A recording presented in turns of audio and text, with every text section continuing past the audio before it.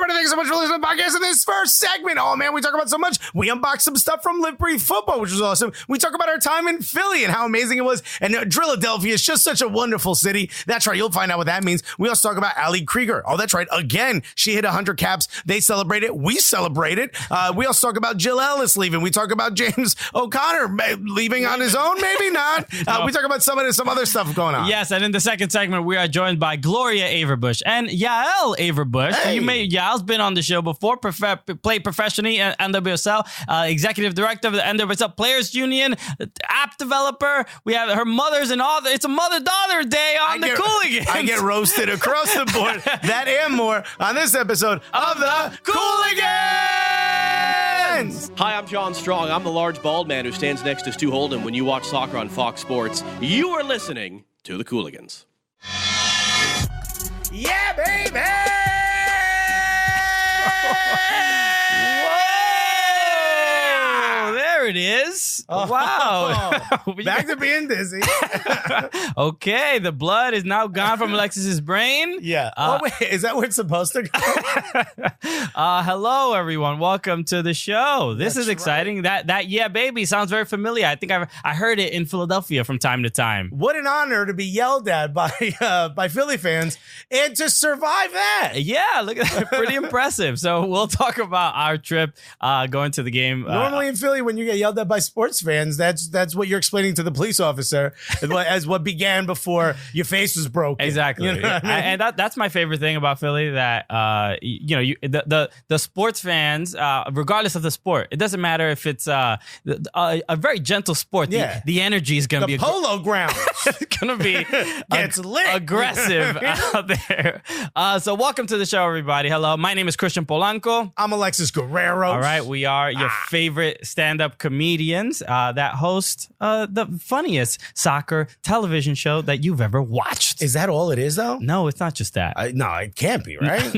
No, there's more on the resume. That's right, because it happens to be the gulliest soccer podcast, and that should be off. There it is. Right. That's my parole officer. There it is. Television. It doesn't matter. Like I said, keep it in, baby. It doesn't matter what medium we are. Alexis will not raise the level of professionalism even one bit. Not at all. Why? First of all, this is what you paid for, Fubo. Okay?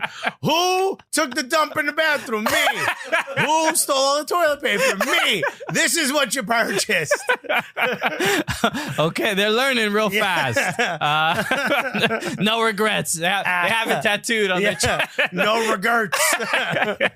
So, yes, welcome to the show. I am excited because we did have a really cool time out in Philadelphia. We met a lot of Cooligans fans. I'll be honest, did not expect that much brotherly love from the city of brotherly love. Yeah, dude, when we were on the way down there, we were calling it Drilladelphia. We were like, we're going to get killed, dude. But it turns out... Is that a thing people say? I just made it up. Actually, I feel really cool about it. You know? I feel like Meek Mill needs to hear about it. So someone let Meek know what's up. But yeah, I was really excited to be down there. And then, the immense amount of love we start getting from everybody. I mean, we were there for the NYCFC match that Philly was hosting. Right. It's the decision day. So if you guys don't know, decision day is the final day in Major League Soccer. That's right. Where you figure out where the teams are going to end up and what playoff positioning and who's going to make it into the playoffs. In the Eastern Conference, everything was basically set. But the kind of boring, like we all knew what was up. Yeah, everybody went into this particular game just like nobody get hurt.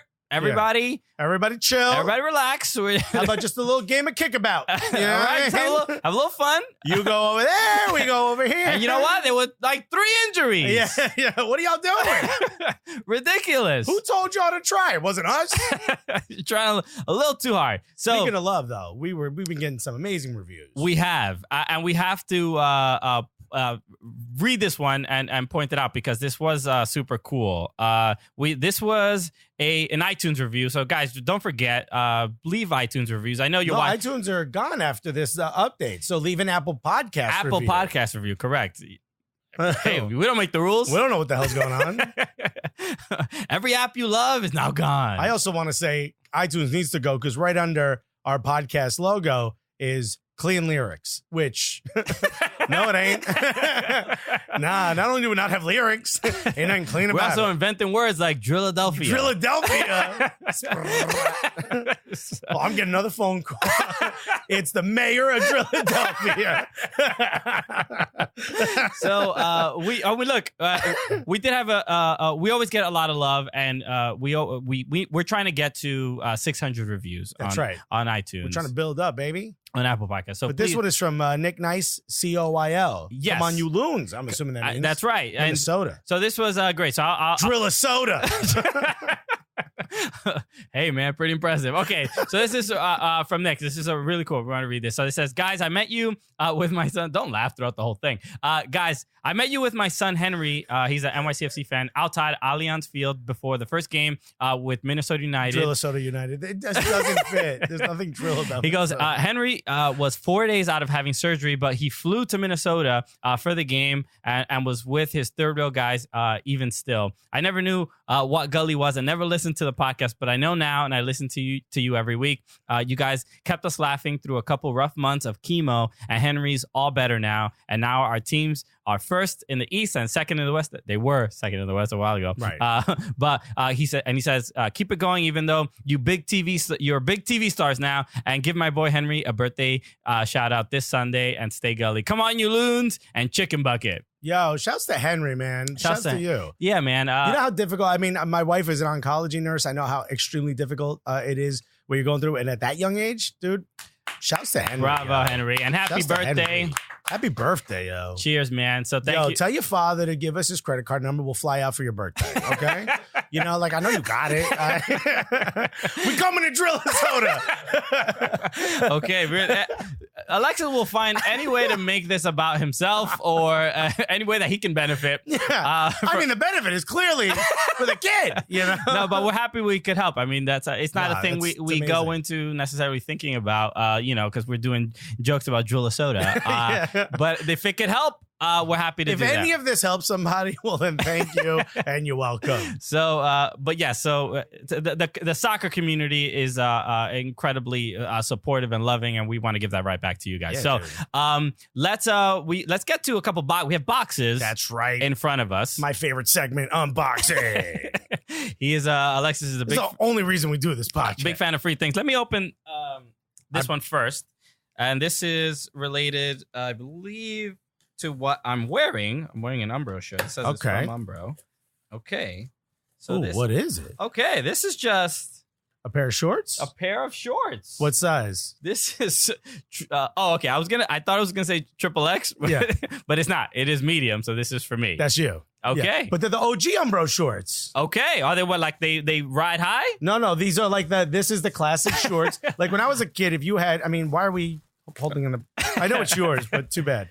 What does it say on it? There's a number on it. I don't know what that means. It's like a skew. These are the official Umbro shorts. Like when you were a kid, if you played soccer or even went to the pool. Whoa, these are like tremendous. Yeah, you wear these shorts with the square sort of pattern. Oh. Do you remember this at all? And they have pockets. Do they? Yeah. All right, so you can touch yourself in the pool. That's great.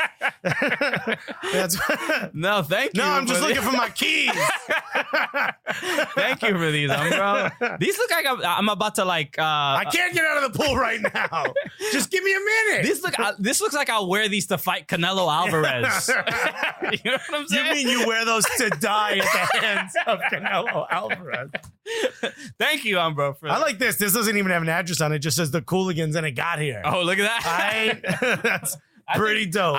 I'm pretty sure that's Poison. Oh, I see who it's from already. Oh. Okay, this is LBF. Liberty Football. Yo. Okay, all right, these are okay. Look at this. Yeah, I'm so Live Breathe Football. If you don't know them, they are a clothing brand based out of Philadelphia. I always read, and I'm not the one who knows how to read. So why don't you do this? Okay. So handwriting's a little rough, but I can get through it. All right, don't complain about it. Alexis and Christian, congratulations on the Fubo TV show. It's amazing. As I'm not gonna swear, but it's as amazing as F to see real. You are where I said Drilladelphia and Drillasoda. It's gonna be bleeped anyway, so I just want people to know. It's amazing as F to see real MFers winning. Keep making me laugh and inspiring us all. Yo, from myself and everyone at LBF, enjoy the threads. Plus, get Get bent off the, what is this called? Douce, baby. Douce, you deserve it. We got a bottle of Douce VSOP cognac. All the best, Aboon. Thank you, Aboon. Wait till we drop an album by the time this Douce is done. So wait, what is this exactly? What is it? It's like whiskey? It's a very high-end cognac. It's been mentioned in 1,000 rap songs. Okay. Yeah. Yo, yes. It's been rhymed with lots of words. Okay, this is the Portland Thorns. He did a Portland Thorns. If you don't know about Liberty football, they do like collabs. They did a collab with Sporting Kansas City and Portland Thorns. Yeah. I mean, this clothes is insane. I mean, here's a Sporting Kansas City jacket, which is so dope. This is wild. Yo, shouts to Liberty football. Check their website out, especially if you're a Thorns fan. Or, how about this? If you are a fan of a team that doesn't have a collab with Liberty football, send an email to that team. They gotta do. I mean, look how dope this is. They're supporting and working with MLS teams, with NWSL teams. Like they're really a part of the culture. So it's really, really cool. So this is great. Yeah. Thank you so much. They sent us a bottle of Douce, which is awesome. The Douce is a hit. Clearly, there's one of each. Everyone here at Fubo is gonna love it. They're gonna get drunk in between segments. Wait, we're sharing? We will share, Alexis. All yes. right. Well, why doesn't everyone share your shorts, Christian? Doesn't make sense. I want to keep my Douce. I don't look about. I think it will lead to some issues with HR. Yeah. All of us. I know HR. sharing my shorts, but no. But thank you, LBF. Yes, we did get to see Aboon out there in Philly, and we did have a great time, man. Absolutely. NYCFC did win the game 2-1, so we didn't get to see well, at least we got to see a goal, and we got to experience the duping. That's what they sing when they score a goal. We're not making fun of anyone. No, that's what they say and what they sing. It's dope. The energy out and talent, and it's dope. It's highly dupe. The dupe had reached exponential levels, but it was dope. I mean, we got to hang out with Fishtown FC, Ed Parceiro Philly. His girl, which is she was very nice. Yes, Mike Thomas, a Gully Squad member. But most importantly, I mean, they're all important. But we got to meet a legend in the game. You've known them since day one. If you follow soccer, young children have been thinking about one day, 40 years later, maybe we get to meet the man, the myth, the legend, the lizard, the snake, Fang. Everybody, we got to hang out with Fang, and you'll see some videos with Fang that we're gonna be working on. And right, we filmed a little something with Fang. A little something, little thing, you know, a drill, a sketch. I couldn't think of.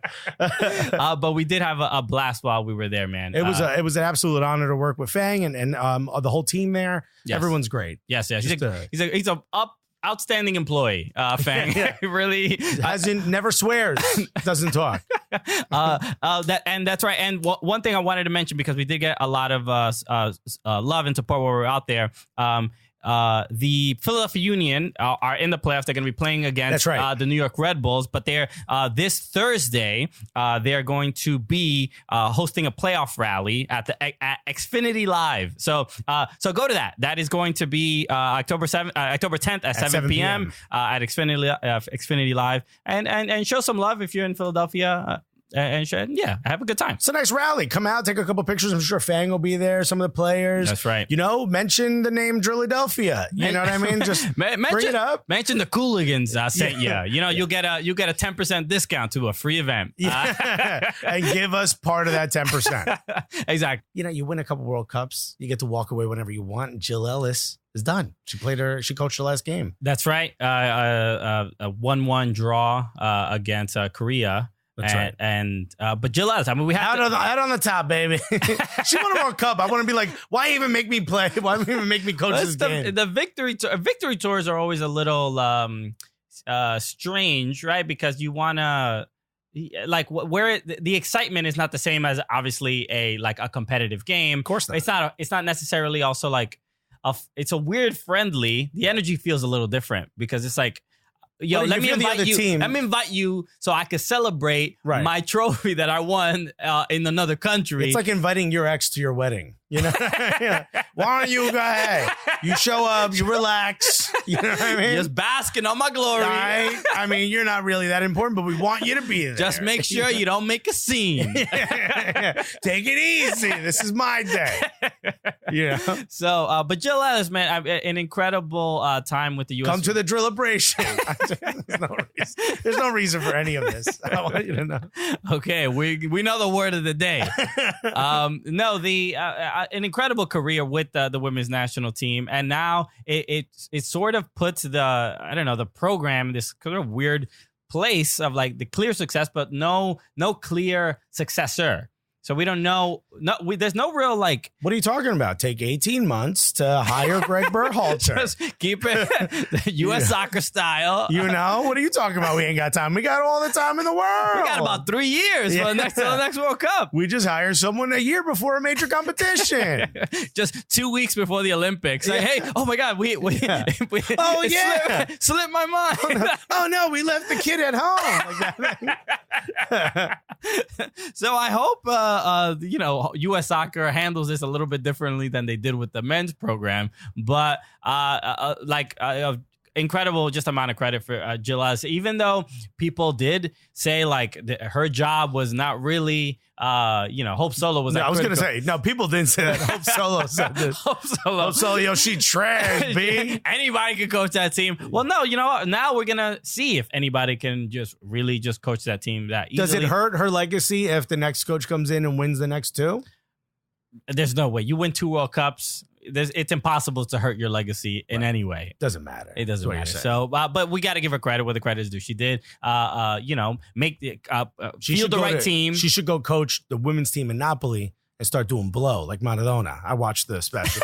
I watched the documentary. Okay, Alexis, why should she do that? I don't know. It makes for a pretty good documentary, if you ask me. You know what? I think that might affect her legacy. Apparently it doesn't. If anything, it just makes you wild lit at parties.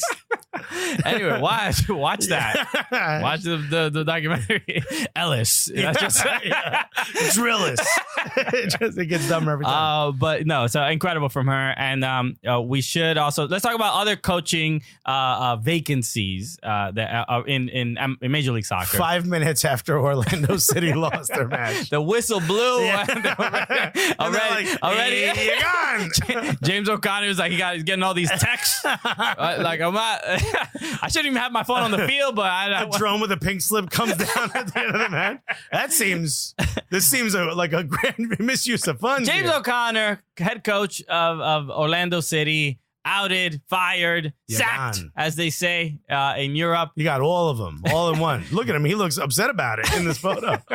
Sure, I mean, he's never smiled. No, I think. But no, it's a bit of a bummer. A lot of Orlando City fans were actually big fans of James O'Connor and don't feel that he's the reason the team is not hasn't been able to make it into the playoffs and hasn't really found any success. Look at the talent they have on that field. Yeah, and it clearly starts from something other than just the coach, because Adrian Heath is going to the playoffs. Yeah, he's doing fine. Yeah, and he's doing just fine. And Jason Christ is going. Oh wait, no, where's Jason Christ?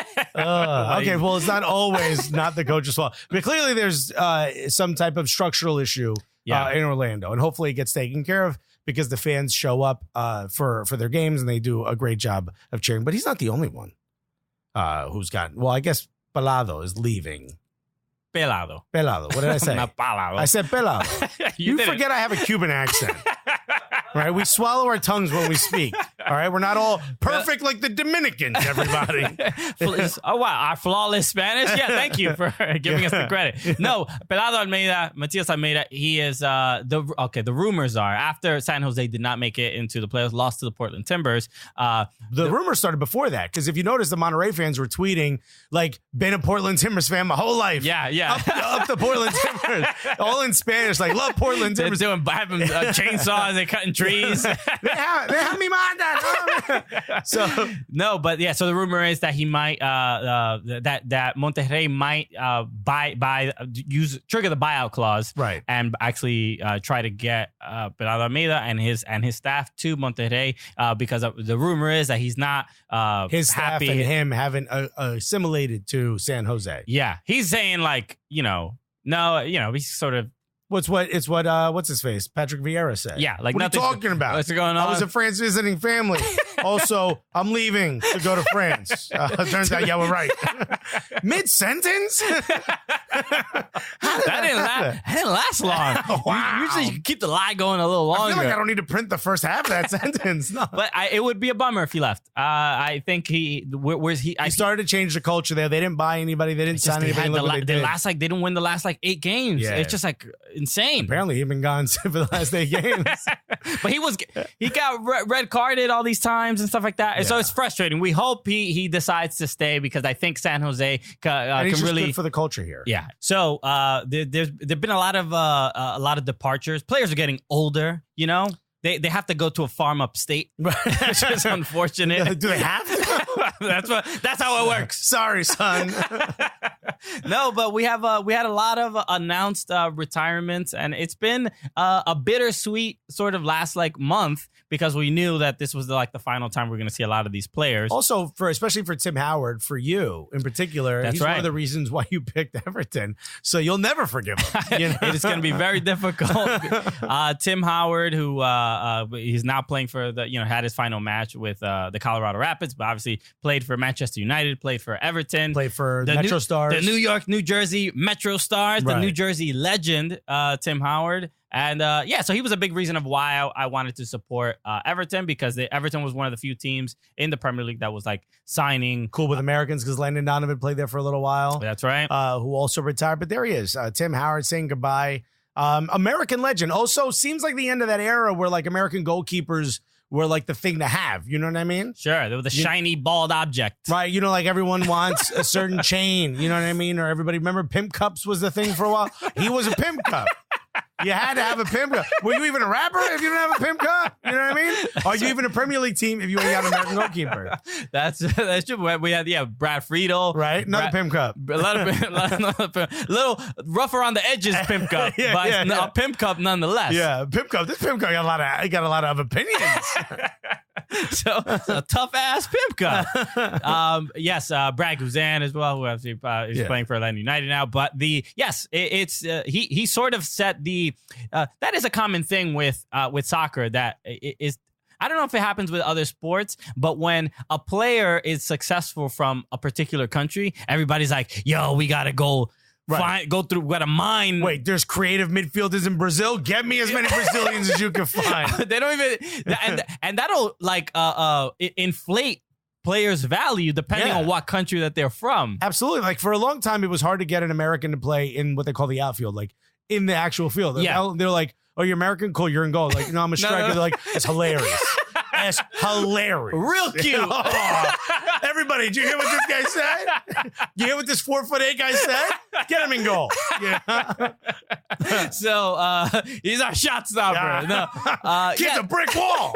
So, but Tim Howard did do a lot for goalkeepers, and probably did lay the path for other teams trying to take a shot on other goalkeepers in Europe. So, but also we have to talk about DeMarcus Beasley. Hold on, let's not forget the most important part of Tim Howard, Jersey legend. Okay. Oh, that's right. To you. Yeah. Also, he has he did do a lot for people with I can't remember the word. Tourette's. I couldn't think of it. Yes, he has Tourette's syndrome. He's a big advocate in helping. Yeah, so he's done a lot for kids who have Tourette's and play sports and stuff who would sometimes get picked on and made fun of. Mm-hmm. And he was like, just be taller and bigger than them. And they're like, well, that's not the best advice for everybody. So, yes, he did a lot. No, he does a lot. Also, DeMarcus Beasley, we have to talk about the Houston Dynamo. Run DMB. Plays in his final match, wins. This is the 4th time he's retired. Let's start there. Okay. It's strange that he's retiring at 22 years old because he's had quite the longevity. This kid is the Larry David of professional soccer. He retires at the end of every season, gets pulled right back in. So I don't know. Who knows if he retired 4 years ago at 33 or 34? I think he retired from international duty. No. He retired and retired. Houston. Yeah. Oh, you retired? Oh, dang. Both of them. So he got called back in by the Houston Dynamo. And I think to this day, probably still the best left back we have in the system. He's one of the greatest American footballers we've ever had. I mean, without a doubt. So, played in Europe, could have went to Barcelona. He revealed that there was some conversation. I was on vacation. The kid could have gone if he wanted to. I love the speculation on this show. Like, he could have. Oh, he was he could have been a Galactico. Yeah. Hey, Google that. You'll find our website. You're not gonna find any corroborating evidence. No, but trust us. But no, DMB was just a hero, and he inspired a lot of the current U.S. men's national team and stuff like that. So a lot of love there. So it was just cool to see. And a couple other people that... And we got to get them on the show. Can we get these guys on the show? Tim Howard, come on the show. We got a bleep button, baby. You know what I mean? Is that what you think? He has been known to, like, when he gets, like... There was a chant that in Everton. Yes, that's right. Tim Taru. He said he's our goalkeeper, and he yells "F you." Well, they don't say "F you," but because he would just yell that because he's got Tourette's. You know what I mean? Who cares? They just, you know what I mean? Yes, that's how Europeans show that they are allies. They just create a chant of whatever your most offensive thing. We're gonna take the thing you're most insecure about, and we're gonna just jam it into a song, and then 800 people standing behind you are gonna sing it in unison, and all of them are drunk, but somehow still remember this quality. But behind a beat, I mean, if it slaps, it slaps. We don't care. We co-sign anything that slaps. Talk about me being fat. If it goes, it goes. We recently were at a media event, and we got to talk to some of the NYCFC players who are top of the East, get a bye in the first round of the playoffs. And also going to the CONCACAF Champions League. And going to the CONCACAF Champions League. We're going to go. We're probably going to go to that. That'll be fun.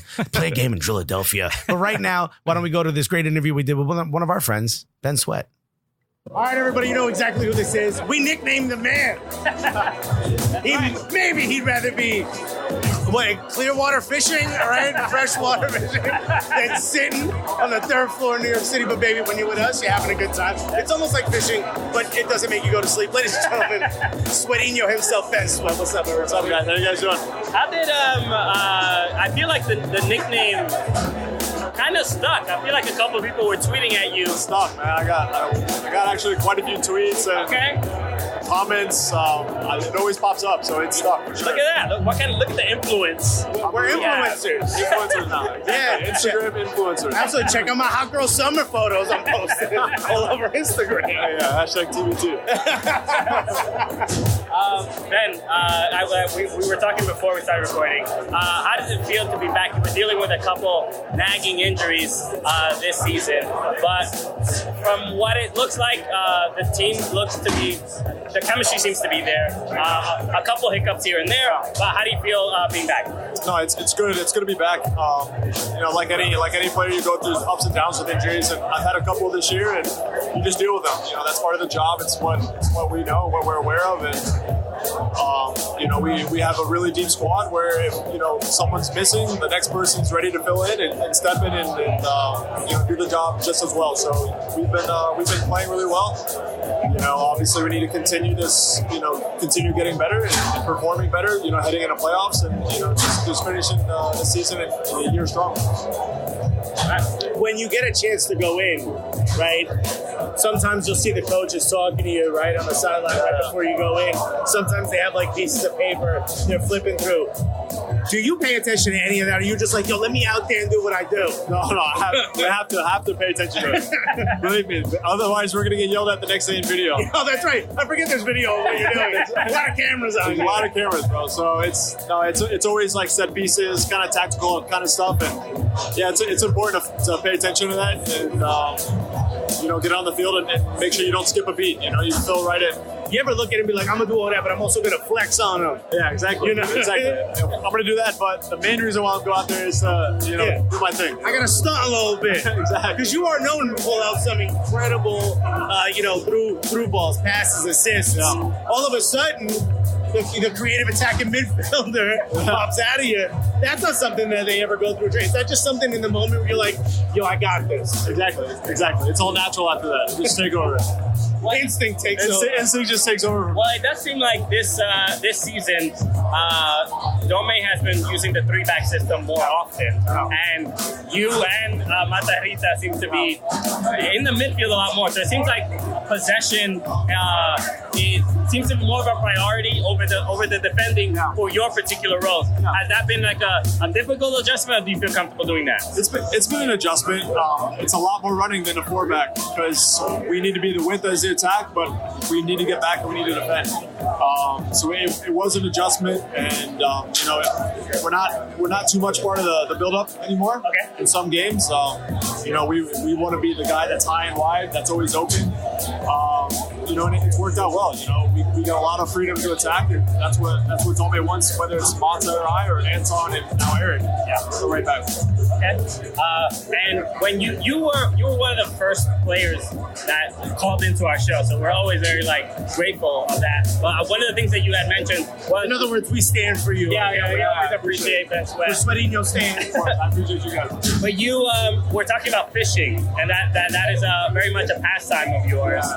How have you taken any other players with you fishing? Have you sort of kind of and I'll say this because we went to MLS All-Star, and I did one of the airboats on the swamp. I saw gators. Yeah, it was great. I mean, it was pretty intense. I did not do that. I'm not going anywhere near. It's intense for sure. Have you sort of let any of the other players? Have you introduced them to your lifestyle, that Florida lifestyle? When I was down playing in Florida, yes. Okay. Obviously, these guys know how avid of an angler I am. So angler, we gotta get angler. That's a term. Angler, avid angler.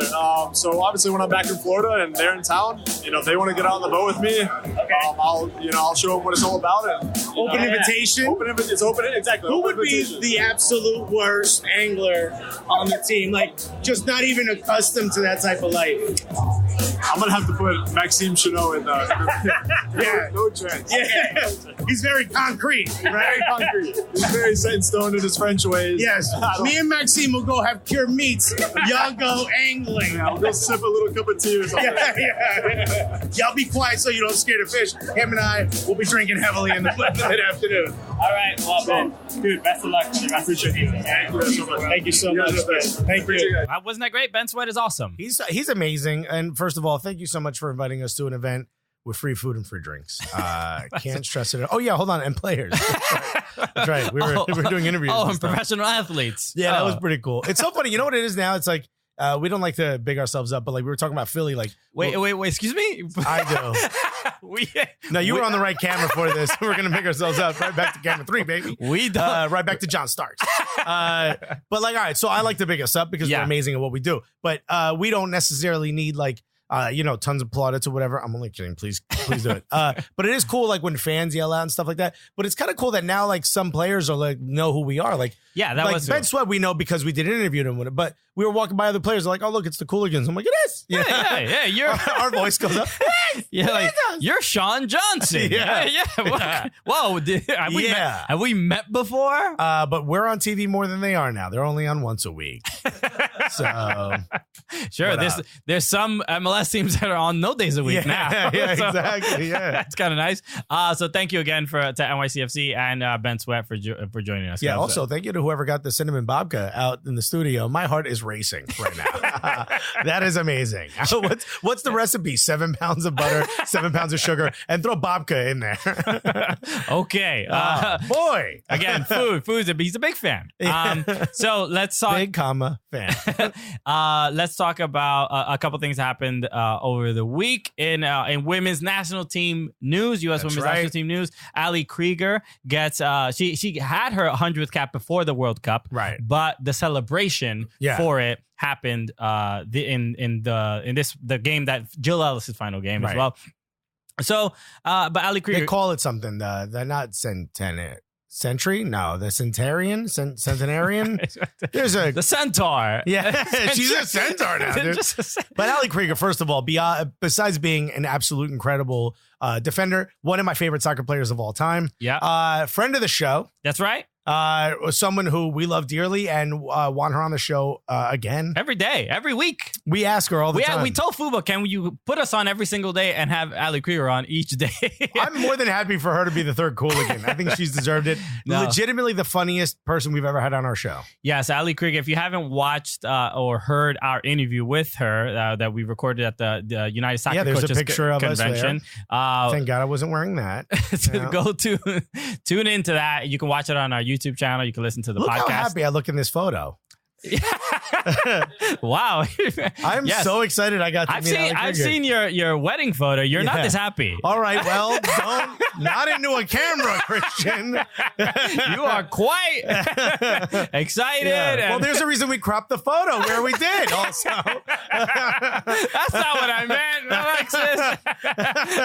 Alexis. No, I'm legitimately like, I was enthralled at how funny she was. Yes. Because you meet people that you admire, that you've watched in, a play since you started watching, or at some point you started, watching the Women's World Cup, and all of a sudden you're like, this person's amazing. And then in an interview, she's great. And then on camera and on microphone, also great. And you're like, is there anything she can't do? Yeah, invite us to her wedding. Invite us to the wedding. That is the last thing that is on her bucket list. I hope. I really hope so. The Cooligans at the Crossland wedding would really be incredible. So a couple other things going on. Let's talk about Jesse Marsch real quick, because there was a video of him that went viral. Of a halftime speech. This was the match. He's the coach for Red Bull Salzburg. And RB Salzburg. RB Salzburg. So it's not, sorry. Yeah. What is it? Robsenspor? No, that's Leipzig. Oh, that's right. Okay. Rasenspor Ball. Okay. Leipzig. This is okay. Yeah, this is they're just moving the money around. Nobody knows. No, it's in my left pocket right now. We don't know who owns that team, but Salzburg. So they during this the match against Liverpool. They were I think they were down 2-1 at halftime, and he delivered one of the. Honestly, one of the most enthralling, engaging speeches I've ever seen. Well, due to history, when someone's angrily yelling in a speech in German, we kind of freak out. We get a little worried, but Poland says like secure the borders. You know what I mean? But he was doing maybe we can call it Jernglish. Yeah. It was Deutsch English. It was like Spanglish, but German and English. Exactly. But it was definitely like engaging. I was just like, yo, I don't know what half of it was, but I'm like, yo, I'm ready to run through a wall for this. Exactly, dude. Right? And then immediately everybody's like, this should be the U.S. men's national team manager. We've said it. I don't know why you wait 18 months and not get this. I mean, look. Put out Greg Berhalter's halftime speed.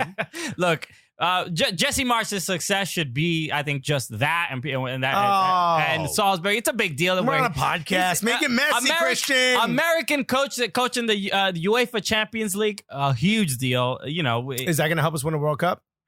It might. How? In the long run, maybe he gets that experience and then he comes. Or maybe he convinces those German kids that are really good to say they're American. Look at the smile on his face. He's ready. He's ready to make it hot. You know what I mean? You know what was interesting? I was my girlfriend. So I was watching the halftime speech on my phone, and my girlfriend was in another room, and she heard it from the other room, and she just walked in and she said, "Is that what Hitler would sound like if he was a soccer coach?" Jeez. Dude, I've never laughed hard. Temper what you're gonna say. She was, and that's like, and if you met her, she is like the most polite, sweet person. She doesn't say stuff like this. She does not say stuff. I will say this about your girl. She doesn't say much, but every once in a while she pulls out a banger. You know what I mean? She's like, "Look what I found." We're like, I didn't know you had that. Where did that come from? All right. Good for you. Okay. So, but yes, it was incredible. And a lot of credit to him. Even though they lost 4-3, but they came back down 3 goals to the best team in all of soccer. When they tied the game, he lost his mind. He ran out and celebrated with them. Not allowed to do that. But that's Klopp style. Jurgen Klopp. At least he didn't run on center pitch and he does the slide for the who scores. All right, he's a little more low key than Jurgen Klopp. So give him credit. But no, impressive. Even from RB Salzburg. Maybe they might get out of the group. It might be. it might be crazy, but it's not impossible. There's a chance. I mean, for goal differential, they possibly can. Exactly. There were a couple of things that we have to get to, but one of them was we couldn't get a tan this weekend because somebody was throwing a lot of shade. No. We have the statue that's causing a little bit of shade. Yeah. We have to talk about Zlatan Ibrahimovic because he got a statue built, and you would think he would have had a statue built already. Yeah, he seems also in his house. You think he would just have a statue? Yeah, see, I'm sure he hired somebody in LA to build one already for him. Just put one in his bed. He's like, I want to sleep next to myself at all times. But no, Zlatan Ibrahimovic got a statue built in Malmo. Where he's from in Sweden. And this is it's a big deal for a lot of reasons because it's a massive honor. Because we don't have statues yet. We don't have bobbleheads yet, man. Yo, come on, Nork. Give me a statue. Yo, we need a statue for Reggie Noble, aka Redman, and for me. Am I allowed to ask for my own statue? It seems kind of tacky. I mean, as far as when it comes to Newark, I think that's how it works. You know, you ask for a statue, you grease the right palms, but look at Zlatan. Look how happy he is with his statue. Yeah, but the reason this is a big deal is because he's naked. The statue is practically naked, and they gave him. It is weird. He has no shoes. They gave the statue a very large bulge. Okay, did he meet Ali Krieger just before the statue was made? But look, the statue is a little strange because he looks like he's like he just stepped out of a Russian bathhouse. Right? Yeah. He's in these weird shorts that are it looks like the police woke him up. He's like, what do you want? Oh, hands are up.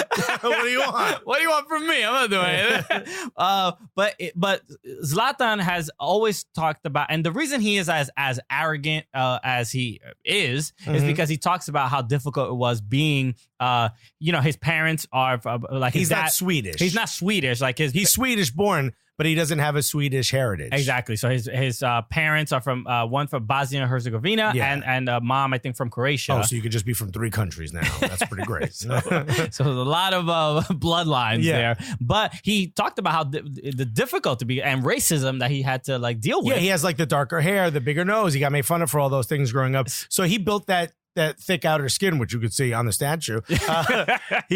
Most of it, actually. He built that over years of sort of being ridiculed. Exactly. And now he has a statue in Sweden, right? Where he's from. So it's a big deal for him. And some people may feel he's a big old asshole, but he did a big old, why did I say it that way? But can we cut that out so I can have that? Some people feel he's a prolapsed asshole. Some people, he's kind of a gape. Anyway, I mean, you decide where you fall on that. Whichever one you want. But it is a big deal for us. So congrats to him, at least to that, getting a statue made. Anyway, last thing we wanted to talk about was another gay pin. I'm kidding. Let's talk about a recent clip that was going around of James Corden. He was criticizing streaming services. This is that hard-hitting comedy they do on hey, the James Corden stop show. Punching down, James Corden. Come on. But look, he did criticize streaming platforms. We are on one. So he seemed to have leaned in a little hard on Fubo. He did. So let's go right to that. We are proposing no more new streaming services. Okay? We're fine. We're fine.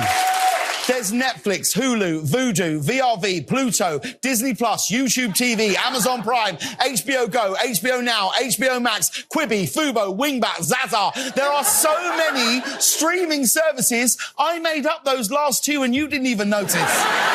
Not the last 3. Not the last 3. No. Fubo is a real thing. People actually pay for. What do they show? I have no Fuboing idea. Okay? Say our name. Say our name right to our face, you coward. Unreal. Oh. Yo, all of a sudden we get on Fubo and all of this James Corden stuff comes out. I don't know if I feel like they're connected a little bit. Also, James Corden is from England and happens to be a soccer fan. How you not know what Fubo is? Wow. Why are you watching your soccer games on? Yeah, where are you watching West Ham lose every game?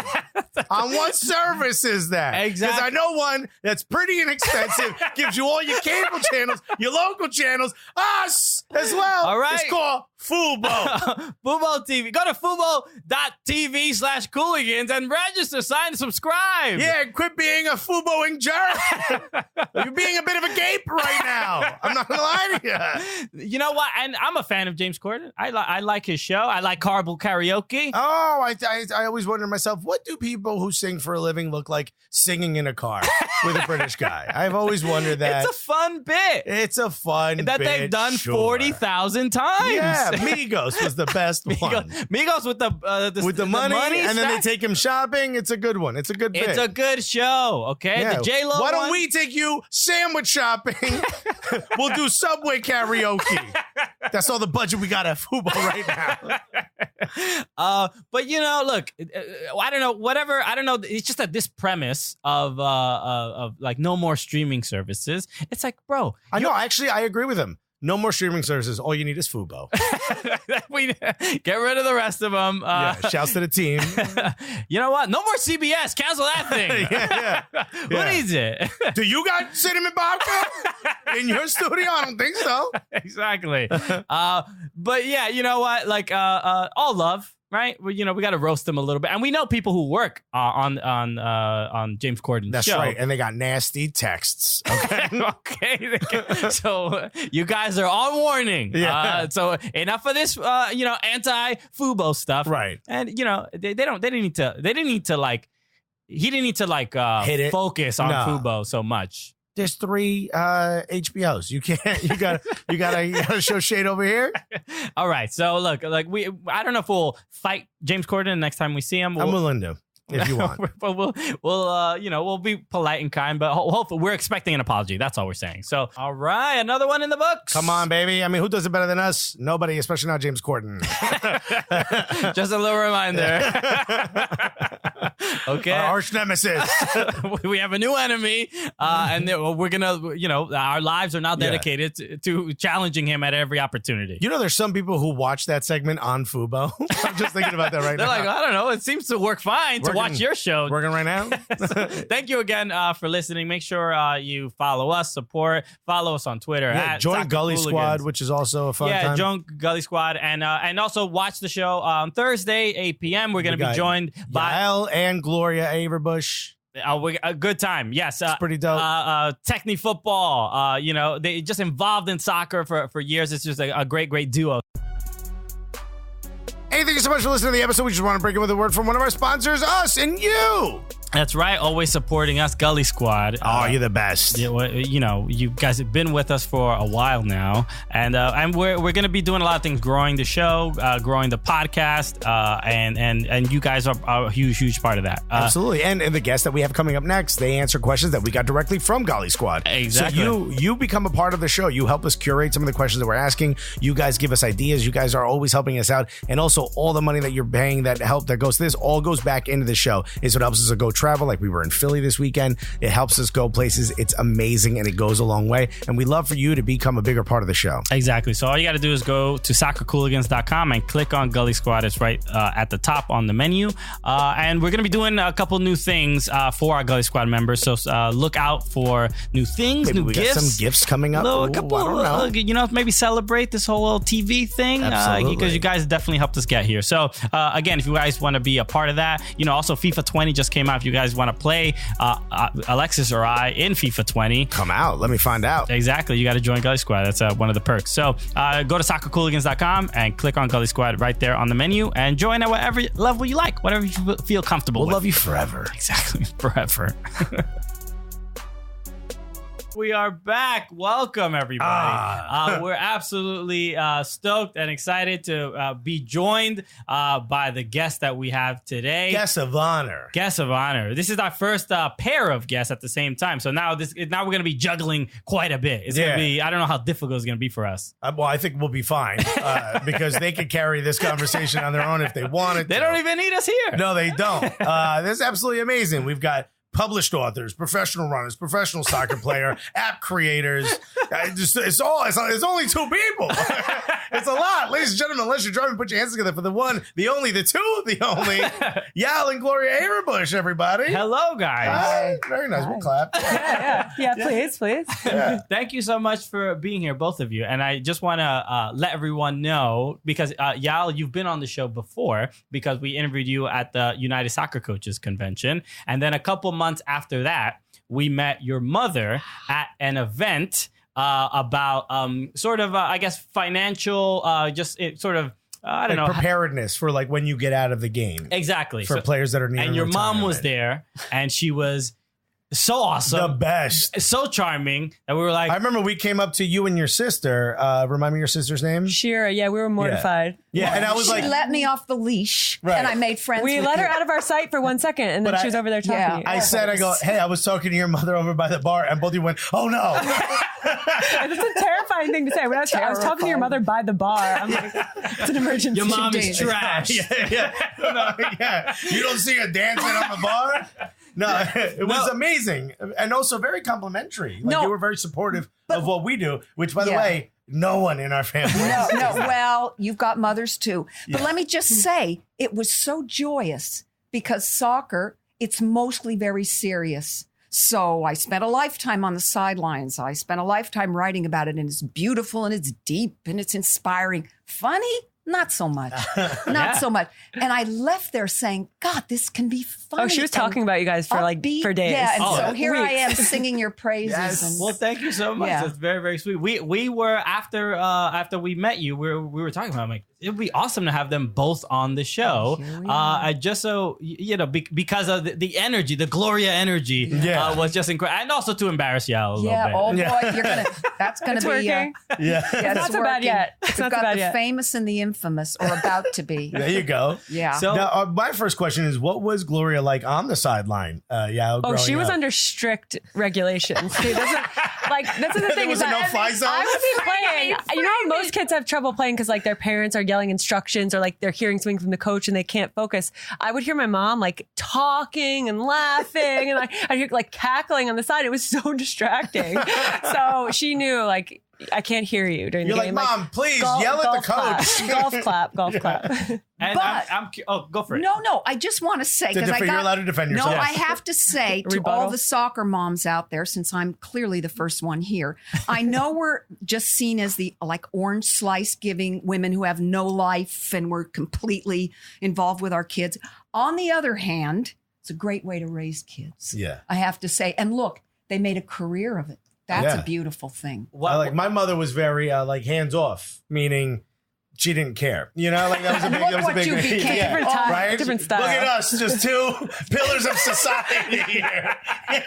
She was only hands on when she was smacking him across the That's head. true. That's how we've talked about this. That's how Latin moms get education and learning in your brain. They hit you with their hand, open hand only. So, but the point that you just made about how it's helpful in raising children, what are those tenets? What are those important values that soccer does offer in raising children that stand out to you? By the way, the most serious question ever asked on our show. Sorry. Oh, no. Yeah. It's all right because I like to expound on this. So everything that you want to provide in every forum, in every lesson happens sort of as a microcosm while they're playing. So yes, it's great when it's wonderful and they're successful, and that's easy to say how wonderful and hug them. But the really hard moments, and when you're living in them, as I did, they were excruciatingly difficult. I hated to send my kid off to one of those ID camps and get the phone call that the coach said I'm no good or I'm not playing, and feel her suffering. It pretty much never happened though with me. Yeah. I was like, I don't know what you're talking about. I made all the teams. They didn't even have my mother's number. Yeah, didn't need it. You know? When I reflect on all the deepest values that you want to be able to provide, whether it's strength, character, generosity, sympathy, resilience, and of course, as athletes, our whole family feels strongly about identifying with the values of being and caring about your body and being physically fit. But all of those values get kind of really emphasized. They're very dramatic in your life. So not to be cynical, but instead of the kid that goes off to the mall and hangs out and learns to grow up that way or be a teenager, we have the opportunity, as every player you'll ever have here has a mother or a father, or even in your life, someone formative, we have the opportunity to see those things defined right in front of us and use them as a vehicle. And I have a very strong opinion and a very strong belief that my children grew up to be great human beings, and a lot of it was made, between the lines. Yeah. Well, you mentioned 5 things that I've never been told in my life. You got health. Yeah, good health, Talking to the wrong guy. Look, I mean, you're sitting in between yin and yang, basically. I mean, the mall, I had the streets, but it was very... She can come mentor you if you'd like. Yeah, honestly. I mean, you're a professional She'll cook your meals. My heart will burst if I run to that door. Never mind around the block. Well, I'm curious about that. Maybe the flip side of that. Yael, it sounds like your mom had a very maybe... a defined way of how to sort of view the world, parenthood. Did it feel, I guess my question is like, was it super overbearing? Was it too difficult? Was it too much pressure? Oh, no, not at all. I mean, I was very fortunate, and I am very fortunate. My parents are they've been awesome. And they're certainly very involved. And we even joke now. I'm like, Mom, I got to move out. I'm 33 and I'm like living at home every chance I get. She's cooking me my meals. This morning, actually, I had moved into a new apartment. I didn't have my morning coffee that she usually makes me. So I was like in a panic. Oh. But really, I'm very lucky to have like the kind of support where basically I was leading the way, but then they would be the first to be like, okay, I'll drive you there. Or, okay, you need a snack. We'll make you the snack to take on the road. So, yeah, I mean, people thought we were psycho for sure when I was growing up. Like, I can only imagine what people thought. But actually, like, I'm probably the psycho. And they were just, like, trying to deal with me. I'd come home crying because I didn't do the step over right. I don't even know what it was. And then they had to, like, handle it. So, yeah, I'm probably... I joke that she does embarrass me. But she really I'm going to tell you a true story. This is symbolic of the whole deal. So I went through 2 kids. She's like 2 drug dealers walking around. We're like, oh my God. Listen, this is youth soccer. More fights than you had in school. Yeah. No, there were. Cops came, everything. But the true story is after all those years of youth soccer times 2, this is true. Last club came, end of high school, end of career, second child, about to be all done. Carrying the lawn chair, sturdy lawn chair. Thank you, Walmart. Yeah. Unfold the lawn chair, sit down, swear to God it busts. I fall flat on my ass. Last game. Talk about symbolism. That was the last done, game. Baby. You're done. Your chair is done. But all 4 corners busted. Really? I sat flat on my butt. I mean, could you get like a symbolic thing greater? How weak was this chair? That would have burst that thing first game. Oh, no, they were holding out. I had all that duct tape going, man. I was going to make it to the end. It's very tense. It's embarrassing. I don't want you to think, since the first part of this, I sounded like perfection. Yeah. We were screwed up, like those perfection, parents. Mom. That's kind of arrogant. Yeah. No. We were messed up. I was just saying that in my head. I'm like, these we guys were are like doing things that you look at those people with the wide open mouths screaming. It was embarrassing. Yeah. I mean, sometimes we were over the top. So now in a more professional setting, one good thing is she's up in the suite, right? Up in the you can't hear her anymore. Well, and hopefully this is like the goal of women's soccer, to have enough people in the stands that you can't hear my mom's conversation. Shouts NWSL work on that. Yeah, that's when you see the progress. When you can't the hear sellouts this year have finally got to the point where like you can't hear your parents' conversations. So it's really good important for the players. We saw your daughter and your sister at the Sky Blue FC game, which happened. The first one that happened at Rebel Arena. From someone who's been in NWSL for a while, I know you're still working with the Players Association. Yeah. How does that feel to see what's happening now? And do you think, is this just a post-World Cup bump, or do you think this can keep going? Yeah, well, it's really cool for me, especially. I actually started my professional career at Sky Blue. And I feel in my job with the Players Association, obviously I have a professional role, and I want the league to do well, and I want to see those kind of things. But for me personally, being from New Jersey, having that been my first professional club, like seeing the team get to play in Red Bull Arena and the crowd that came, it's like emotional for me. So I think we got to keep it going. Certainly, there's always going to be a bump after a big tournament, after the World Cup. We saw it last time. This is different, though. I think we've hit some kind of threshold where it's really caught on, and people are, the whole we won't stop watching hashtag. Yeah. I think it's true. People have committed now to watching this game. So, we were just at Sky Blue's last home game at Red Bull. My mom was there with me, and it's important to see it. It feels professional, and that's really what we want. We want this to feel professional. We want there to be crowds. There were crowds filtering in, kids playing and tailgating. That's the kind of feel we want for these games. Well, it was great when we went to that first game at Red Bull Arena. The amount of just children so excited to see their favorite players and see Carly Lloyd and see Ali Long and all that stuff like that.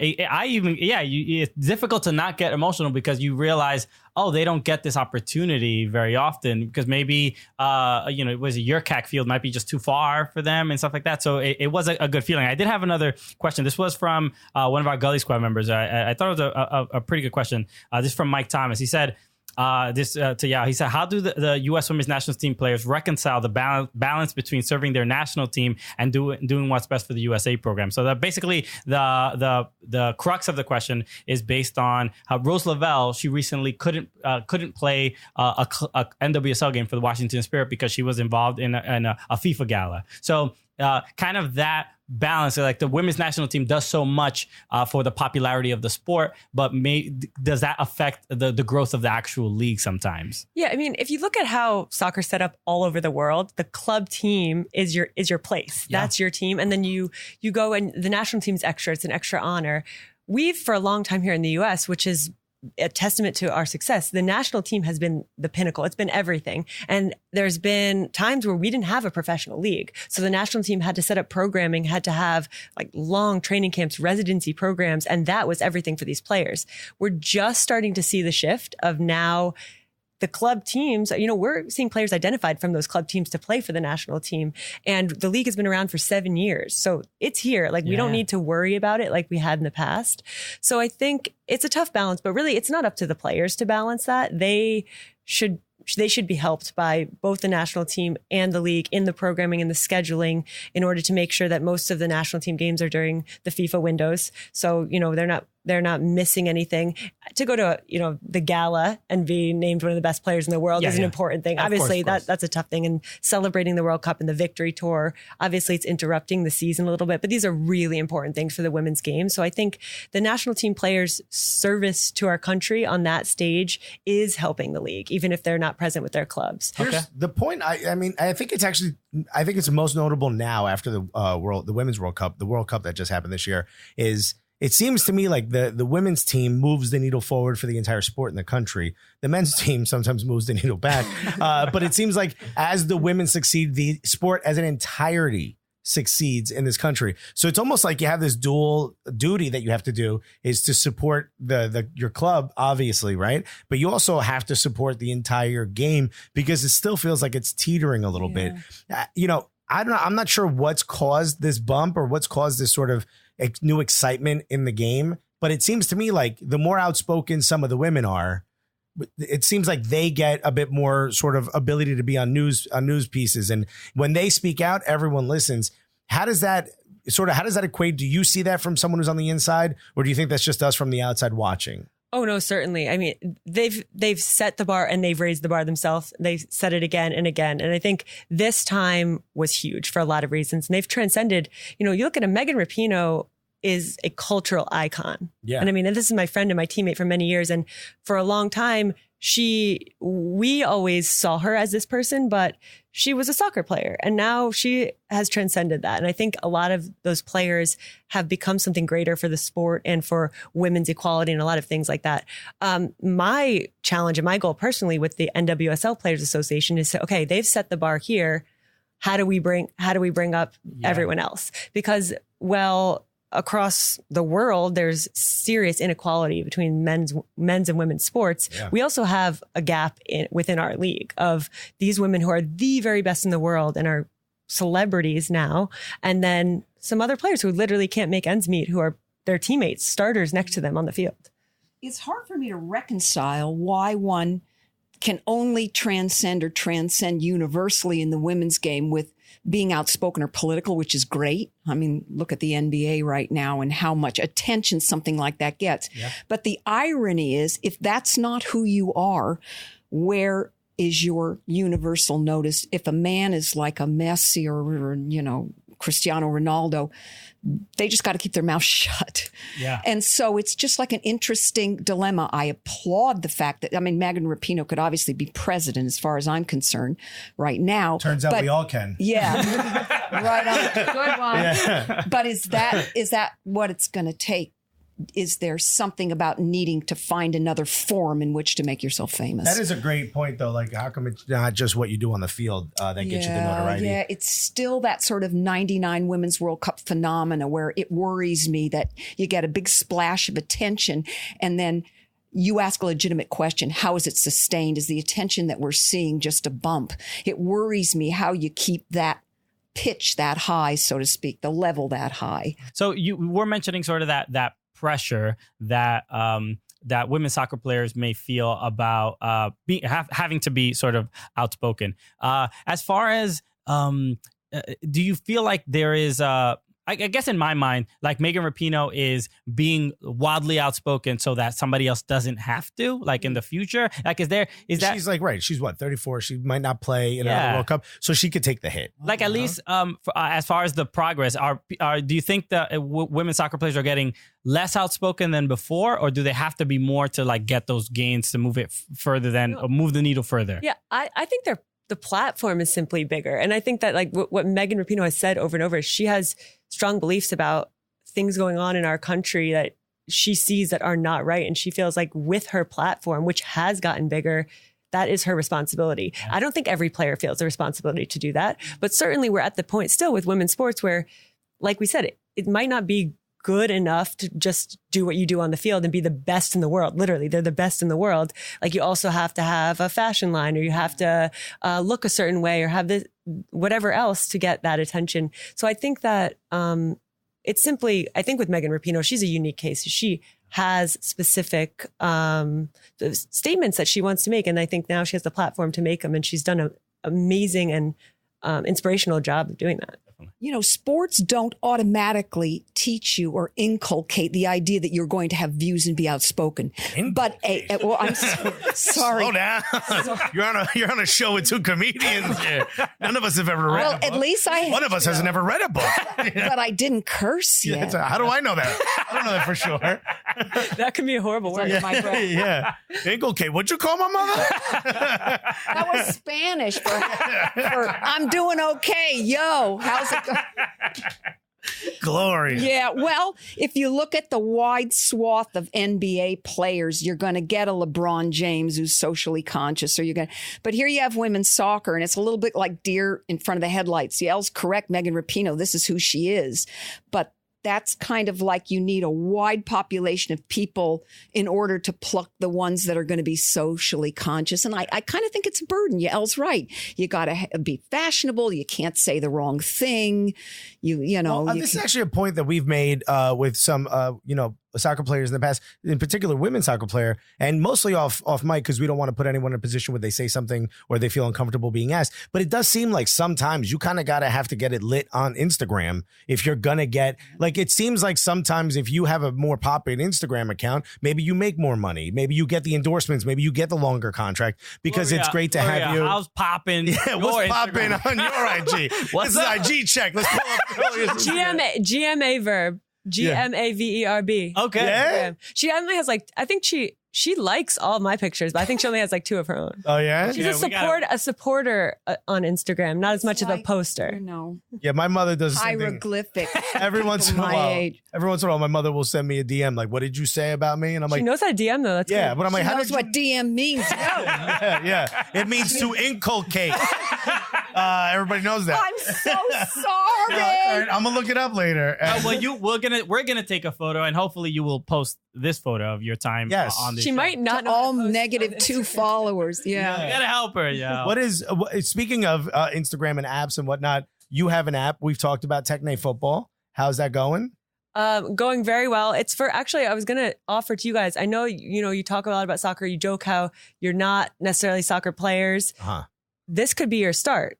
Okay. We have players as young as 6 years old using the app to train all the way through pro players. So all levels. I mean, you guys have to fit in there somewhere. Okay, I want to start at the 6-year-old level. Yes. Every week. Is there something below that? There's a level down option for a lot of the drills. Yeah? A couple level downs if you need. All right. Oh, does the app know if you're doing the drills or not? You have to be self-aware. Okay. Yeah, and you have to. Good. It's an honor system a little bit. So yeah, I'd love to because I watch your Instagram videos and you still practice regularly and you're bouncing the ball off the wall and it's just like the game clearly is not it doesn't leave you. You know what I mean? There's always something that you can improve on. You're like a retired army vet who still cleans his gun just in case. You know what I mean? You never know. That is one analogy I want. Okay. You never know when you're going to need it. Somebody kicks a soccer ball at you. You still get the scarily skills. accurate. But it has been cool to see. I know you just recently posted, I guess the number of subscribers or like you hit a milestone. So what does it sort of mean to be able to reach that many people and help people improve their game? Yeah, well, the app actually just reached 3 years since we launched it. And That's awesome. I always joke because I did not know what a business was before I started this. I was like, okay, I'm going to make these weekly training sessions. I'll schedule out like 3 years in advance and it'll just run. So for me to look back and say like, this has been 3 years of work. Like I thought, okay, my playing career, I know what it is to work hard, run fitness and stuff. This is like another world of work. Things I didn't even know these were jobs, like doing things like sales and all I don't even know, product management, everything. She sees it. No, let me brag. She's like, you've been working for 126 countries in every state. I mean, that's powerful. Yeah. I bring my mom to brag to me. Yeah. Marketing. She's a hype woman? Yeah. No, the app is doing awesome. And it's rewarding to see these players they're all who I was when I was a kid. Like I literally made what I would have wanted to use as a kid. But I always joke with my mom because my mom, she's awesome. She thinks I'm good at everything. Like literally. There are certain things I'm good. But she's like, yeah, you're good at dancing. In second grade, you could walk on the line like straight when none of the kids would. I'm like, Mom, I'm terrible. They told you to dance. I'm terrible. My mother's like, you're embarrassing the family. I'm like, Ma, put the microphone down at my wedding. What are you doing? But Yael writes these beautiful things about her relationship with the soccer ball and playing on her own and how much it means to her and how accurate, Brad. Even in times of distress or sadness or like if you don't make a team or what, she always had that ability to then go to a wall, find a place. And even if it was through tears for some reason, the comfort of knocking the ball like against the wall. Right. Yeah. And so I think when you live that and feel that, you communicate that. And that's what I think the app is basically about. I did the same thing. No, when I was going through tough times as a teenager, I would find a wall and if no cops were around, I would write stuff on it. It's the wall. I knew there was an analogy. Whoops. An analogy coming here. Grammar. Yeah, you could find me at inculcate on the wall. You're never going to let me live that down. No clue what it I'll be in the old age home and I'll be getting these calls. It's kind of like eating away at me. Yeah. No, don't start. I'm not going the vocabulary. Yeah, yeah. Integrate. Yeah. Good. Well, Make it part of your fiber of your being. I go to pizza shops and inculcate some pizza. I knew you'd find a food analogy. You got to find a food. Christian, if you're ever on vacation, we're bringing Gloria in as the co-host. You see, that day at that event where they let me off the leash, was it not worth it? Absolutely. You wouldn't be gotten off that leash, baby. Whoa. Communication seems to be a very important part of the Averbuch family, right? And your posts and they are well written. Clearly, your mom must have had an influence, right? And some inspiration there. Gloria, you are a published author. We have a book right here in front of us that I believe is this a gift for us? This is a gift because for you're very childlike in a good way. One of my soccer books is a children's book. Very sweet with a moral. Many of them are based off incidences that I saw in all the years my kids played soccer. But the thing about soccer that I want to say is what makes you curious once you delve in. This is what you do to kind of bring out and discuss what it is that moves you, makes you laugh, is funny, occupies you. I saw so much going on that I did start to write books about it because it fascinated me. And I thought, what better way to understand what my children are passionate about? And so the book I wrote with Anson Dorrance called The Vision of a Champion. You're going to love this story, Heartstrings, I think. So I went in the locker room when he gave one of his talks right before I signed the contract to write a book with him. And he finished reading a letter from a player. And he folded up the letter, and to this single elimination. It was an NCAA tournament. And he said, now go out and play as if it were your last time, because one day it will be. I cried for 15 minutes. The players were probably fine. She was just. Yeah, I went into the stands and I went, crying? who's that old woman over there? But then we wrote a great, wonderful book together, which I'm happy to say just came out in its, I think, 3rd or 4th printing. And it's done very well, because when someone such as a coach or someone key to the game can articulate the way my dear daughter can, it means a lot to a lot of people. That's awesome. And you guys are here articulating in your own funny and entertaining way. It's interesting that you call what Alexis does articulate. Oh, sorry. Another word I should. Let me dumb it down. He's just putting it out there. Articulating, I've heard before, because people say you don't. People know what I'm saying. And this book is called A Turn for Lucas. Yes. And this is something that you saw. This was yes, and Lucas turning to hard drugs. What happened? Well, no, it's a sweet story about twins, and the girl is very much modeled on Yael, who juggles the ball around the dinner table. And it's about, kids learning to support the kid who they always stick in the goal, who has a shining moment. Call that the fat kid. That's where I got stuck. Boy, you're obsessed with it. Yeah. That's where I got stuck. Everyone's like, Alexis isn't goal. I'm like, now this is for you, because he's the hero of the story. Nice. Oh, perfect. He's the hero of the story. And it's a beautiful thing where kids, Yael was once on a boys' team, a girl, a Puerto Rican kid, 4 black kids, and believe me, walk into a bar. Yeah, walk into a bar. Play white bread youth soccer. Yeah. That was an adventure. And so I wanted something about all kinds of kids, because it's still a really one-dimensional kind of, I don't want to use that word. Too big. I was going to say heterogeneous. He's keeping them in the chamber. That's some of the coldest. That's the coldest stuff that's ever been said. You made me so self-conscious on this damn show. Oh, that word too big for you. 3 syllables. I can't pull that one. Actually 4. 4. I don't want you to faint. I didn't even know it could get that high. Well, you also wrote a book about nutrition, and should I just leave? I mean, I'm kicked off. Why am I even here? It's just pick on Alexis. My girlfriend is a nutritionist, so it was like I want to read the book just to hear the sort of the food guide for women's soccer. Yeah, the sort of the angle on nutrition and soccer. When I play soccer, right, I don't know what the hell to eat before the game. Do I eat something to prepare? Do I not eat anything at all? Sometimes SpaghettiOs. And then it flushes your system and you're lighter than everyone. Oh, boy, great. Well, yeah. I mean, you're the one who lived with all this idea of the nutrition since you were young when it began. And I saw the players get really exhausted before the game was over, having tried 4 donuts as their pregame meal. Hell yeah. So, what do you think? Nice light meal. Well, you should probably not listen to this advice, but I think most nutrition for soccer, it's like people think of eating less or dieting. It's like you actually have to fuel your body. I agree. So it's what you put into your body. Thing. Yeah, see, I'm carbo loading for a race I'm never going to run. It's better to eat pizza or donuts than nothing before the game. And I think that's what people are always like, well, I should eat a salad. Like, no, you need energy for that. Particularly in the women's game, the chicken breast with no skin and a salad with no dressing, and everyone thought that was the best way to eat. Healthy, but not to... Anson was great about this. He used to say, why do all the women I coach want to be smaller and not take up space, and the men I've coached want to be big and powerful and take up space? It's a great metaphor. You'd love this idea. Eat up, baby. You're about to run on the field for 90 minutes. You have to run on the field. You bring me a baby, I mean.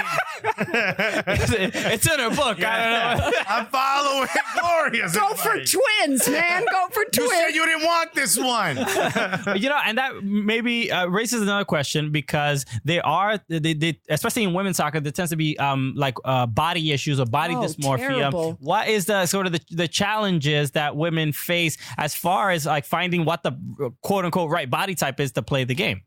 I mean, I think it's like focusing on performance rather than what you look like or what you feel like. What do you need to do in the gym to be the most explosive athlete? If it makes your thighs look bigger, it makes your thighs look bigger. You're going to get to the ball first. So I think that's the thing, is what makes you perform well. And usually it's not losing weight or being slimmer, like having a model's body. It's having strong muscles. Like you look at Messi's thighs are like this, but no woman really wants to look like that. So I think there's a balance, and you'll hear players say like, oh, I don't want to lift too much, I don't want to bulk up. But like some players need to lift more, and you'll appreciate that. I don't know if this is gonna get him in trouble, but actually Anson Dorrance in college, you'll think this is funny.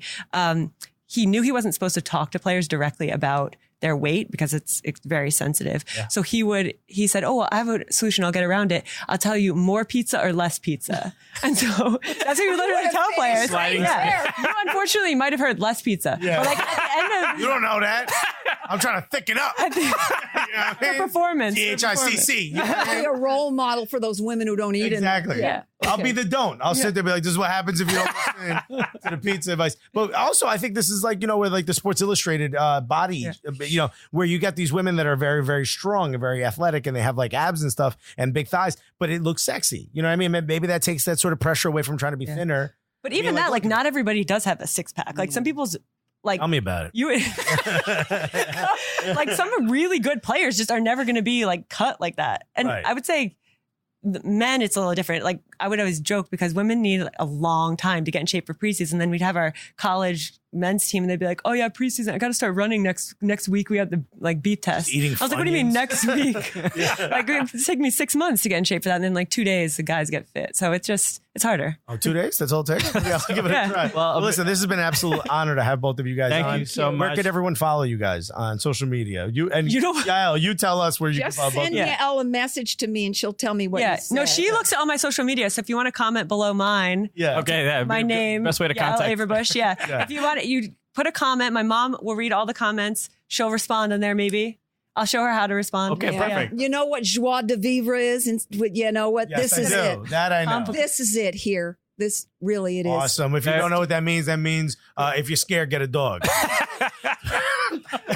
Real quick, I just had a question from a Gully Squad member. Who does Ajax love more, Yael or Aaron? Your dog. Oh, well, like Aaron's his person because I didn't want a dog. So I didn't tell Ajax, I hope you're not listening. No, but I was like, we can't get a dog, but if we get a dog, you take it out, you do whatever. So I love Ajax when he's cuddly, whatever. And then like, Aaron, your dog needs to go out. So then that's how it works. Thank you, Danielle, for the question. Guys, thank you so much. Thanks. This has been an absolute honor. Thank you. Huge fans of both of you and continued success. Same here. They were great. How fun was that? Come on, Gloria, Yael. Gloria, just running the show. Yeah, outshined us. I can't wait till we're guests on their podcast. That should be coming soon. So again, thank you to them. Let's talk about a couple of things before we wrap the show. Yeah. There's a couple other subjects.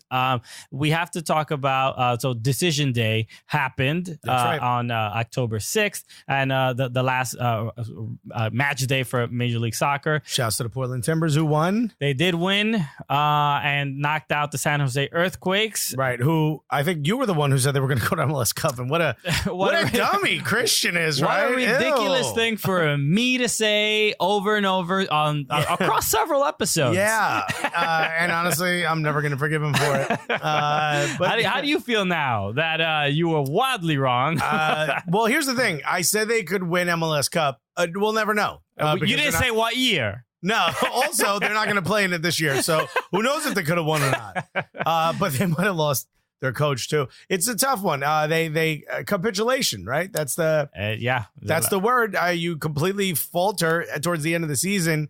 This was going to happen to you, and it's a real shame. The one thing that's stood out in this particular match, actually the news after the match was with Brian Fernandez. Brian Fernandez has, similar to Adama Diomande, had entered the substance abuse protocol.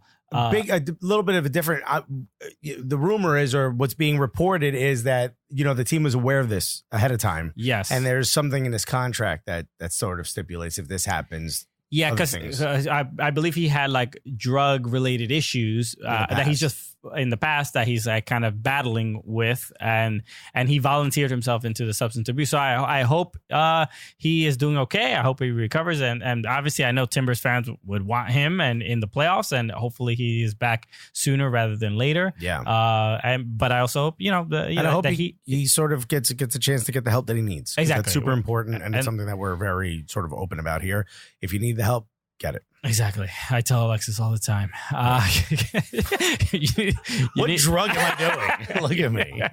Help for a lot of different things, not necessarily drugs. Anyway, let's talk about the MLS Cup playoffs that are coming up. The brackets are set. That's it. They're done. We also didn't talk about LAFC breaking the points record. That's right. And Carlos Vélez breaking the goal record. Yeah. They're just destroying everything left and right. So you see them there on the Western Conference. They get a break. Beautiful bracket that they put up. There it is. Boom. Whoa. Look at that. Zoom into the West, my guy. Give us this budget.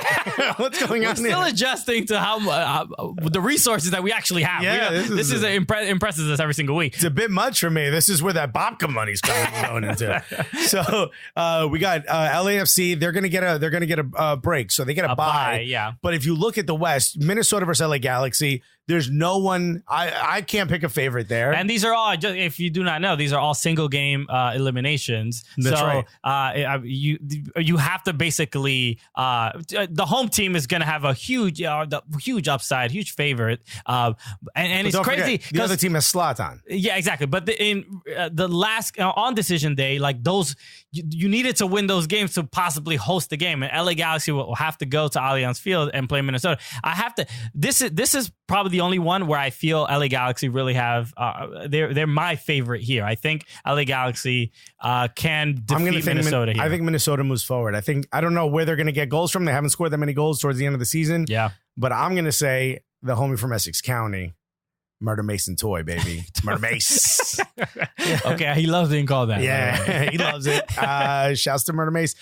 Toy, I think Toy's going to be toying with the Galaxy. You know what I mean? Okay. No one's ever used that before. Nah. No, but and like the match between RSL and Portland. I think that's going to go to Portland. They won the last match. At Rio Tinto, I don't think so. Don't even have a coach. At the right. I think it's going to be tight. I think RSL is the favorite. And there. I think Seattle's going to pull it out against Dallas. Shouts to Dallas. Great young players. I think it's going to be too much of them. Let's go to the East real quick.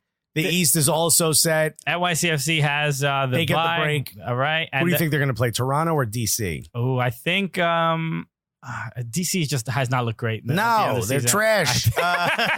Give it to Toronto. Philly versus Red Bulls. This one I'm going to be so excited to watch. This is a good match. I kind of want to go to this game if we're around. Yeah, I don't know if we're available, but this is going to be a good one. It's tough to pick. I don't know who's going to win this one. I say it's especially if Ale Bedoya is healthy and comes back. It's going to be tough. Maybe just Philly just a little bit more. I'm going to say this is a pick 'em. It could go either way. And then, Atlanta versus New England. Old MLS versus new MLS. Brooklyn Bruce versus Frank de Boer. Yep. This is going to be huge. I think it goes to Atlanta.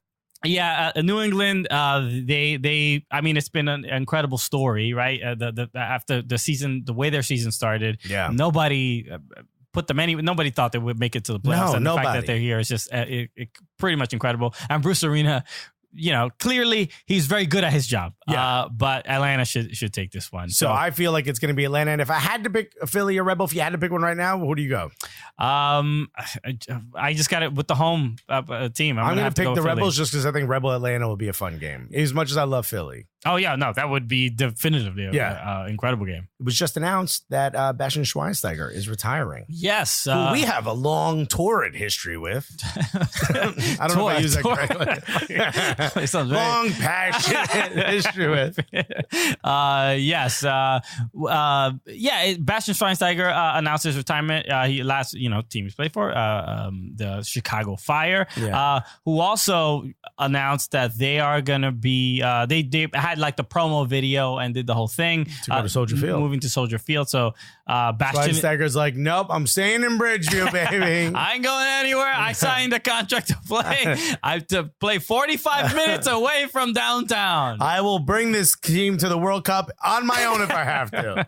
Yes, and that was our history with it, where we, if you guys are not aware, you can look at it on our Instagram. But also, don't forget in the scrum, he made fun of me for wearing he thought I was Colombian because I had the Colombia jersey on, which is a fair assessment. Yeah. If somebody's draped in a flag, you'll be like, "Hey, you from that place?" No, I was just a little cold. But yes, that when we went to Chicago for the All-Star game and we got to talk to Bastian in that scrum, we got to talk to him in the press conference. But basically, what ended up happening was when he was announced by the Chicago Fire, a journalist asked him, do you think the Chicago Fire can win the World Cup now that you're here? Yeah. And everybody Which can't happen. That's not how it works. Yeah, you can't let an MLS team into a competition for nations. It doesn't work that way. So we got, American soccer got roasted that day. Yeah, we took a big old L. Right? It was, the guy was sent, I forgot what publication he was sent. He was just like a videographer who got to ask a question. He didn't know what he was doing. He was just there. Exactly. But whatever. But it just goes to show just how naive a lot of Americans are about the sport of soccer. And they tried to fix it and say he meant the FIFA Club World Cup. Yeah, sure he did. Yeah, he does. How about this? Nobody remembers that's a competition. He definitely does not know what the FIFA Club World Cup is. He was like, yeah, that's what I meant. Is that real? Yeah, y'all messing with me. Thanks for saving me, yo. I could have looked real dumb out here. Yeah. So we got a chance to interview him a couple months later at the All-Star game. Yes. And we asked, do you think that this game against a big team shows the movement of American soccer, and also now that you're with the MLS All-Stars, do you think now you can win the World Cup? Got a big laugh, big pop. Got a big laugh. We're crushing in the press conference room. Buddy, bunch of people writing in their notebooks had to look up and laugh. It's very difficult to get them to look up. But they did. Shortly thereafter, we were asked by an executive, do you have to come to these conferences? That is a fact. That is 100% true. How about you no longer show up to these press conferences? Words said directly to our faces. Yes, but it turned out that the journalist that had originally asked the question was standing behind us in the room. But also I had talked to Bastian about asking it again, like they had a cute back and forth that they had prepared. Yeah. Sorry. We ruined it. Comedy's all about timing, baby. Get in there. Raise your hand first. Yeah. But yes, at least we got to see Bastian for a year and a half in this league. And it was cool. I mean, we got to see those thick calves in person. That's right. His calves are so big that the kit guy has to stretch his socks over a massive bottle of vodka.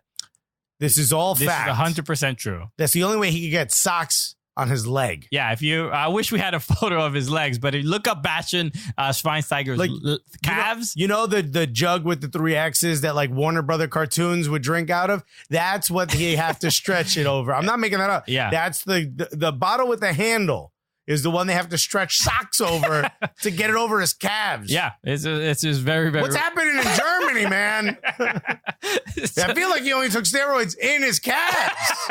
He didn't want them anywhere else. That doesn't seem real. He's like, no, they go into your butt. He's like, no, put them in my calves. Put it in the source. But yes, but we did get to see him, and it was a cool thing, man. It was cool. So another announced retirement, even though he made it into the playoffs. Michael Parkhurst of Atlanta United. He announced this was his last season. Been around a long time.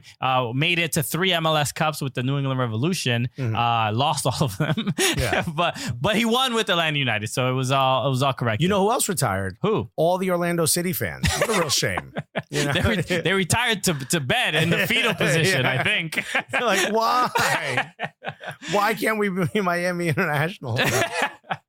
Unfortunate. All right, there's a lot of hopefully they can figure it out in the next season, even with but it's only going to be tougher with there's going to be new teams. Yeah. Is it only Miami in next year? I think only Miami joins. We have 2. No, Austin's a follow. Yeah, the following year. All right, so it's going to be. Shouts to you, SoCal Andrew. We miss you, buddy. He's very much alive and fine. R.I.P. baby. Nashville's also Miami. That's Nashville. right. Okay, cool. All right. What a great show. Come on, huh? We had Gloria and Yael and us and Bastian and Bastian's calves. Yeah, we talked about it all. No, another fun episode. Thank you again for watching. Thank you for all the people. People have been very supportive, sticking with us, all this time. Sure. So we appreciate sticking with us through all the tough times. It's been tough. It's been a tough 8 episodes, 9th. It's been challenging making TV, but we're figuring it out. And shouts to EMLS for the dope kit. Thank you. Yes. That's the Kit Cancer kit. Shouts to Philadelphia Philadelphia Union. And shouts to Christian Polanco. I'm Alexis Guerreros. And together, what are we? The Coolest!